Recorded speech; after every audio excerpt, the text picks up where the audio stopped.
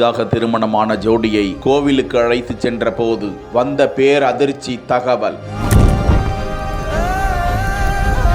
உங்க வீடு எரிஞ்சுக்கிட்டு இருக்கு என வந்த தகவலால் பதறி அடித்து ஓடிய போது வீட்டில் இருந்த 23 சவரன் தங்க நகைகள், 3 லட்சம் ரூபாய் ரொக்கப்பணம் உட்பட வீட்டில் இருந்த ஒட்டுமொத்த பொருட்களும் தீயில் கருகி நாசமான பேரதிர்ச்சி. துணிமணி ஒன்றும் எடுக்க முடியல. வீட்டுக்குள்ள வச்சிருந்த பொருள் எல்லாம் போயிடுச்சு. 25 பவுன் போயிடுச்சு. 3 லட்சம் பணம் போயிடுச்சு. உட்கார கூட இடம் இல்லை, கோயிலில் படுத்துருக்காமா. சாப்பிட கூட வழி இல்லை. நான் காலையிலேருந்து ராத்திரிலேருந்து நான் யாருமே சாப்பிடவும் இல்லை அப்படின்னு.